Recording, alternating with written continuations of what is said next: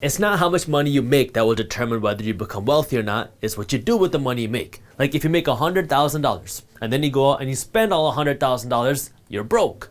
But if you make $10,000 and you spend $1,000, but you invest $9,000, now you're on a path to become wealthy. And that's why in this video, I'm going to be going over 7 things that you need to do with your money. That way you can build wealth. What's up, everybody? I am Jasprit Singh from theMinorityMindset.com, where money minds rethink rich. First things first, in case you're wondering, I was replacing the light bulb in my bathroom, and somehow as I was unscrewing the light bulb shattered and it slipped my finger, which is why I have a band-aid on, but everything's okay. We're back on YouTube, no delays there. I talked about the things that you need to do with your money as soon as you get paid. That way you have a proper financial system. If you haven't seen that video, I'll link that video for you in the description below. But in this video, I want to talk about the 7 things that you need to be using your money to buy. That way you can actually build wealth. This goes way beyond just having a budget and knowing how to spend your money. This is what you need to be buying and using your money for. That way you have the financial planning tools that you need. That way you can actually become wealthy. Money can't buy you happiness, but money can buy you a nice car. And money can buy you a nice home for your family.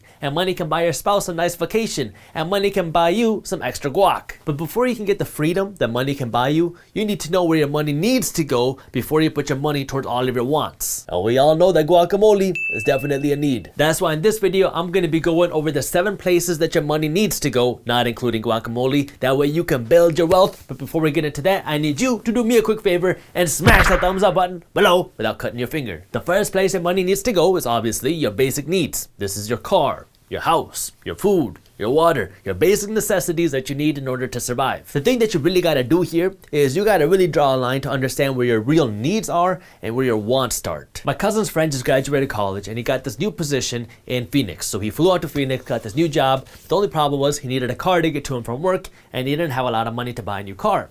So he talks to my cousin about what he should do, and they talked about getting a used car. That way he didn't have to blow all of his money to get a new car or blow his future money on a new car. Anyways, so he's looking at used cars and he ends up going to the BMW dealership, calls up my cousin, and he says, "Guess what? I'm buying a new 4 Series. So now this guy, let's call him Bunty 2.0, needed a car. But instead of buying a car with cash that he could afford, that way he didn't have to worry about payments, he ended up going to the BMW dealership and he bought himself a 4 Series, where now he's going to be paying $500 to $600 a month for at least the next 3 years to lease out this car. So let's take a look at this. You need a car, and I think he put down $4,000 when he leased the BMW. And so you have a couple options. You can go out, put down $4,000 and lease a car, and now you're going to be paying right around $500 to $600 a month. Let's just say $500 a month.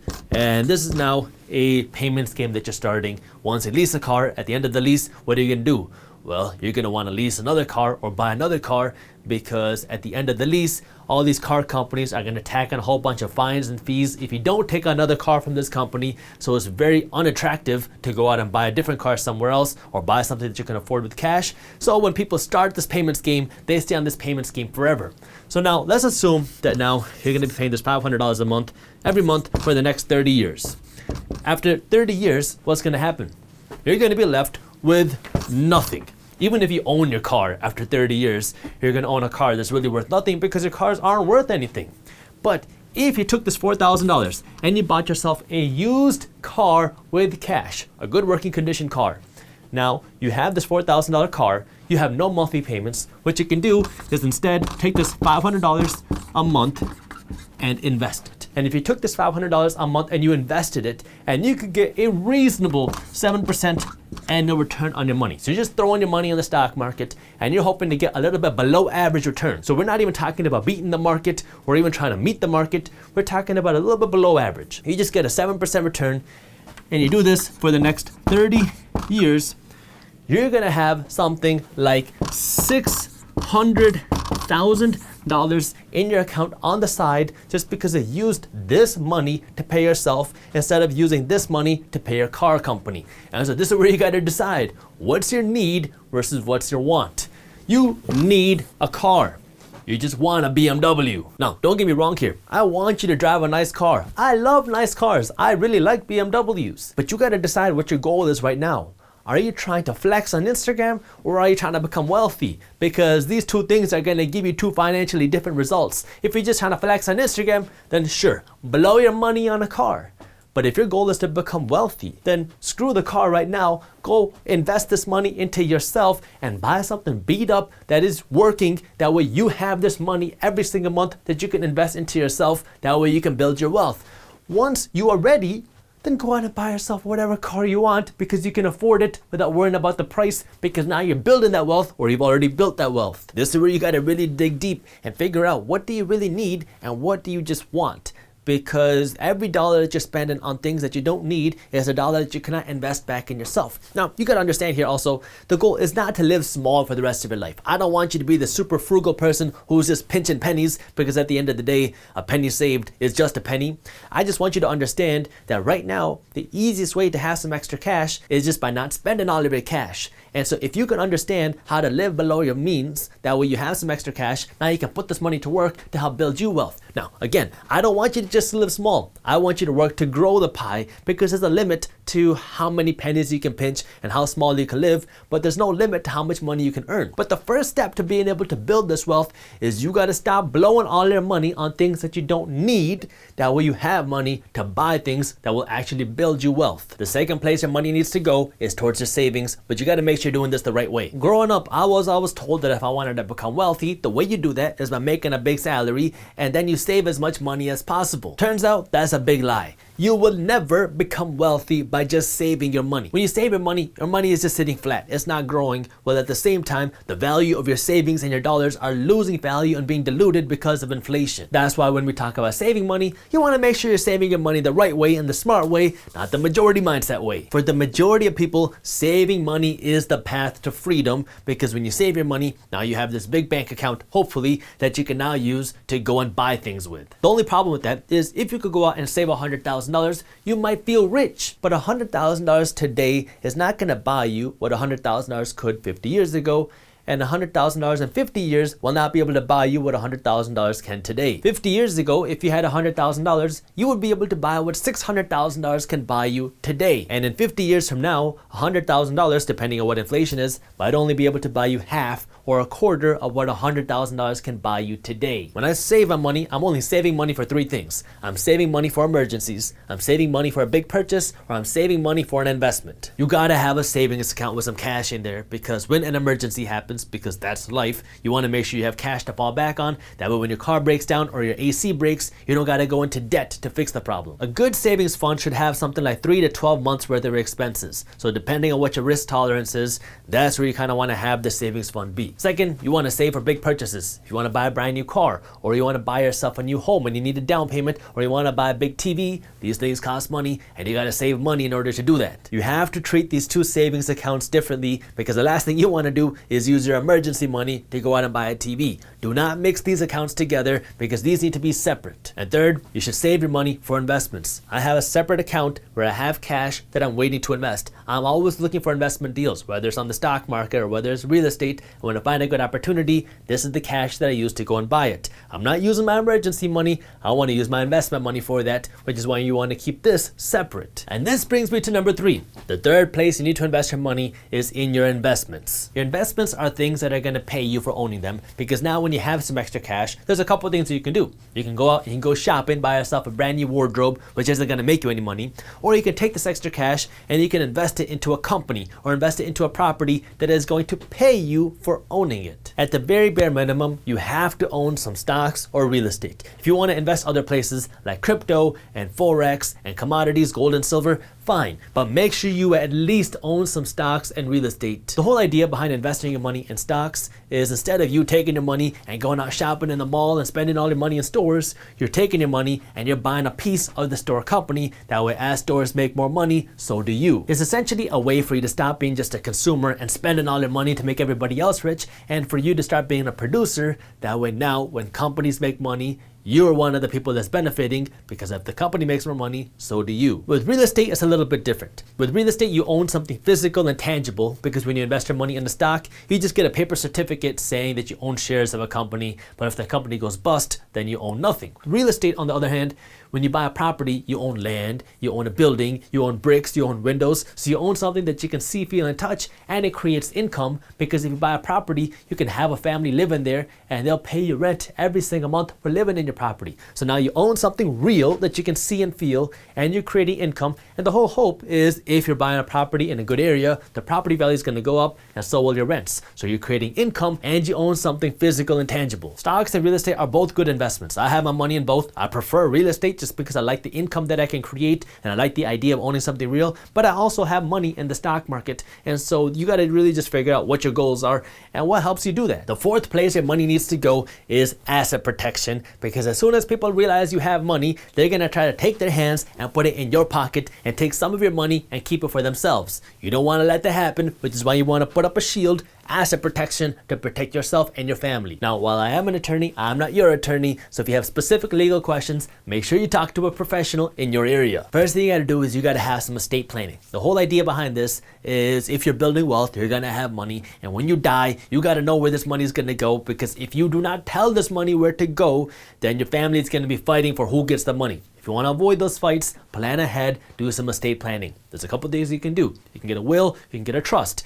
It's going to depend on what your financial situation is as to what is better for you. But the whole idea behind a will and a trust is you get to tell your money after you die where your money is going to go. If you don't do this type of estate planning when you're alive, then the government's going to come in and they're going to decide where your money should go. You never want the government to decide where your money should go. So do this type of estate planning, that way your family is not fighting for your money in the future. You also got to protect your assets by having insurance. Nobody likes paying for insurance, but insurance is a small price you pay today to protect you against a big headache in the future. This is going to be things like car insurance, health insurance, home insurance, life insurance. I know it's not fun to pay for all of these things, but if something bad were to happen to your car, your home, your health, your life, then your insurance company would come in and they would pay you or your family a big check that your family is at least financially okay. Things like car insurance, health insurance, home insurance are pretty obvious, because if your car burns down or if your house lights on fire, then the insurance company is going to come in and they're going to give you a check to go out and buy a new home or a new car. But life insurance isn't always straightforward. The whole idea behind life insurance is if you die within your life insurance period, then your life insurance company will give your family a big check. That way, at least your family will be able to survive financially even if you're not there, because the last thing you want is for you to be the breadwinner for your family and then you're no longer there and your family cannot survive anymore without you. And so they have to put up a GoFundMe page to raise money to pay for your funeral costs and to pay for your basic living costs. The good news about life insurance is it doesn't have to cost you a whole lot of money. Like if you're a healthy 30-year-old guy, you can get $1 million life insurance policy for less than $1 a day. I'm not going to go too deep into life insurance in this video because I've already talked about it on our YouTube channel, but if you do want to see how you can get a free life insurance quote, I got the link to how you can do it with our sponsor Policygenius in the description below. The fifth place your money needs to go is in your education, even if you think you're done with school. Growing up, I always thought that education meant school. Nowadays, for me, education means everything outside of the classroom. One of the easiest ways to fast track your financial success is just to keep learning, because the more you know, the more you can do. My education comes from 5 different places: books, classes, experts, experience, and mistakes. I'm not a big fan of actually reading books, but I go on a 5-mile walk, or I try to go on a 5-mile walk every morning, and this takes me about an hour and a half, and during my walk, I like to listen to audiobooks. I buy quite a few online classes. Some of them help me personally, and some of them help our business grow. You can learn from experts on YouTube or podcasts, or you can hire consultants. When it comes to learning from experience, one of the core values at Minority Mindset is fast is better than slow. And the whole idea behind that is, instead of spending all your time just thinking about what to do, go out and implement it and learn from whatever you're doing. And even if you make a mistake, which is the fifth way I learn, you can learn way more from your mistakes than you do your successes. I made a video on YouTube where I talked about my worst real estate deal ever. That was the only property I ever lost money on, but that money that I lost was really just like tuition into real estate investing, because I learned so much about investing in real estate from that one deal. Learn as much as you can by reading books, watching YouTube videos, and taking classes. That's good. But it's never going to replace experiential learning. You have to go out and you got to just put yourself out there, because you're always going to run over hurdles that other people have not, and you got to figure out how to overcome them. The sixth place your money's got to go is your health, and this isn't what most people think about when they think of health. If you've ever heard me talk about my quadruped triangle, I believe that there are 4 fitnesses in life, 4 places that you need to be fit if you want to live a happy and successful life. The bottom is physical fitness, then mental fitness, then spiritual fitness, and at the very top, it is financial fitness. If you want to invest in your health, you need to be investing in your physical health, your mental health, and your spiritual health. Everything else is about your financial health. Starting at the bottom with your physical health, invest in good food and a gym membership or some workout equipment. Look, I'm not a doctor, sorry mom and dad, but the best medicine is being proactive and taking care of your health. I know you're working hard to get that bonus and feed your family and go on that vacation, but you gotta take care of your body too, because this is the only one you got. Second is your mental health. If you are not happy, it does not matter how much money you have. It does not matter how successful you are. You will never be able to appreciate the things you accomplished. And so if you have this anxiety or depression and you are not happy, get it taken care of. Go into therapy, get some counseling, go into rehab. Whatever the cost is, pay it, because if you are not happy and you're not able to live with yourself, then it does not matter how successful you are, because your mind is going to be holding you back. So take care of your mental health, because that is going to be a pillar for the success of your whole life. And the third part of this is your spiritual health. And when I say spiritual health, I don't just mean religion. I mean, it could mean that, but it's really, what is your purpose? Do you really feel like you're on this earth to help underserved people? If it is, go out and give some of your money to charity, or go give some of your money to your purpose. Figure out what it is that's driving passion that wakes you up every single morning, and put some money into that, because if you do not feel fulfilled, if you do not feel like you have a purpose, then you're going to have no reason to get out of bed every single day. And the seventh place your money needs to go is to your family. Now when I say your family, I don't mean that when your cousin Bunty goes and blows his money at Gucci, that he goes and asks you for another $2,000 and you just give him this money. I mean taking care of your family. You know, when you're on your journey to build wealth, you're going to do whatever you can to invest every single penny you can, because you understand that this money invested is going to be able to make you a whole lot more money in the future. And as you do that, you're going to have to make sacrifices as a family. Maybe you don't get the nice car. Maybe you don't get that new home. Maybe you don't go on that vacation right now.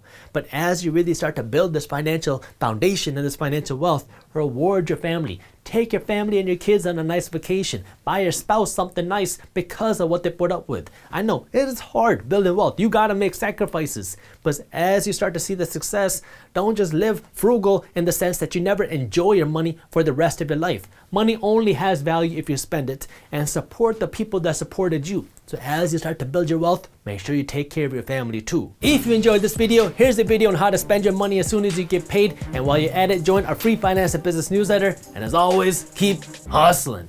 This money needs to be saved as soon as possible, because if you do not have $2,000 saved up for an emergency, you are in financial danger.